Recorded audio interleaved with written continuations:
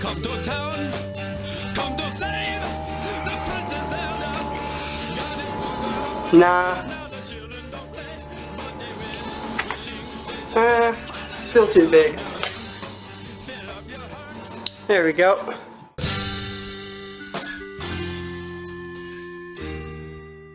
Hey y'all, Garrett641 here. I am sick, so sorry if my voice sounds a little odd.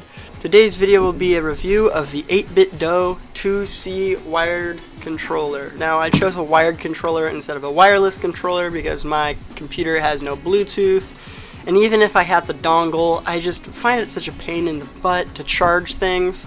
Now, I think the next controller I get might be a Bluetooth controller because I am working on a emulation console that I'm going to have plugged into my CRT. I'm going to be making a video of me building that.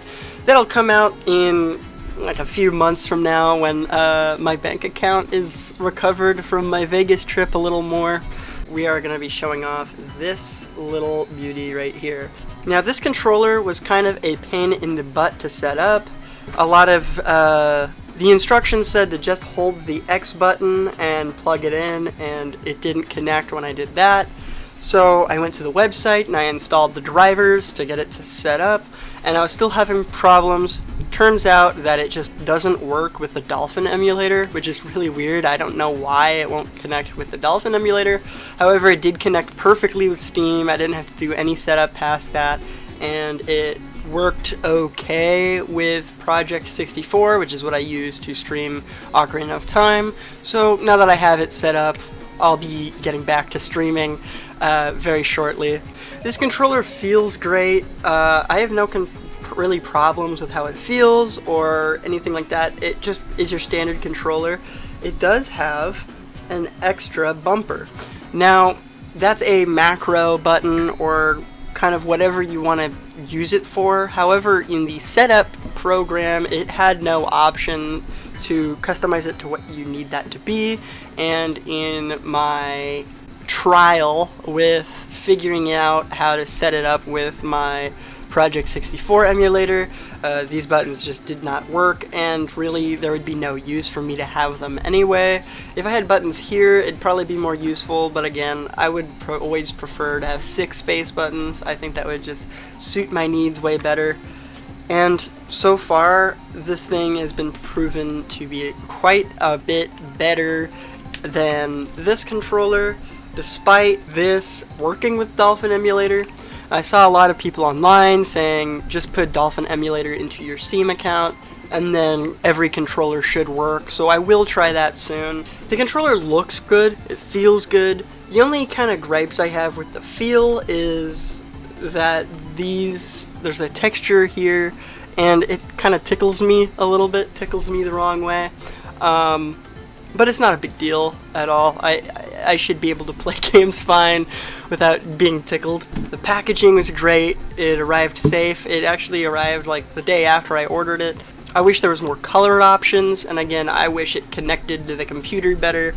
I don't know what about this $20 controller works when it comes to connectivity. If this thing still worked, I'd be still playing on it. I wouldn't even be reviewing this controller in the first place.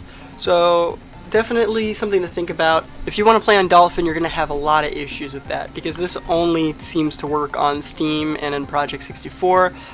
Some videos say that it connects to Xbox and Switch as well. I am not really going to test if that works. I just don't really play my Switch as much as I used to. I will start playing it again when the new Zelda game comes out in September.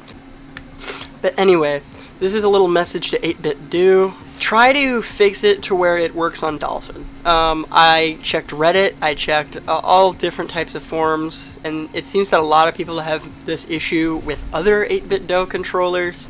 So it is something to think about if you primarily just like playing GameCube or Wii games using the Dolphin emulator. You are guaranteed to struggle to use this controller. Also, another gripe that I have with it that isn't really that big a deal because, again, I emulate, it doesn't matter what my buttons are, but this uses the Nintendo button scheme where B is at the bottom. This uses the Xbox scheme where A is at the bottom. So if that's something that really bugs you, then you know, maybe look into some of the other controllers that they have on their website, because I know that some are designed for Switch and some are designed for Nintendo. However, this works great for what I need it to do. Hopefully I'll get Dolphin figured out, because that'd be a really big bummer if I can't play my GameCube games.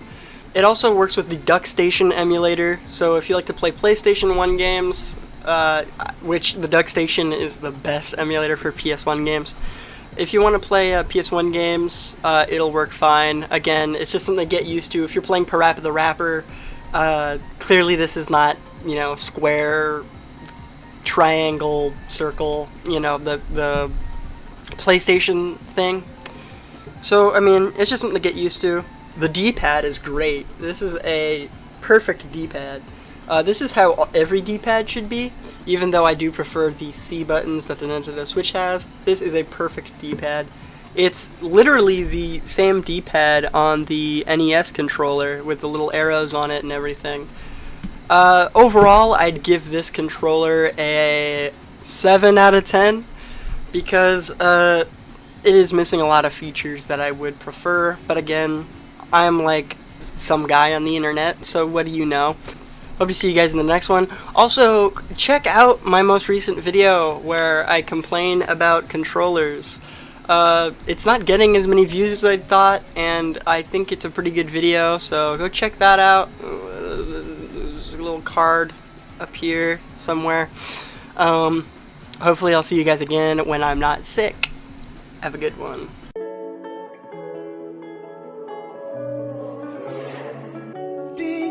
You're my favorite coin. Want you to dink on my face. Take a doink on my chest. Yeah, yeah. Ding doink, you're my favorite coin.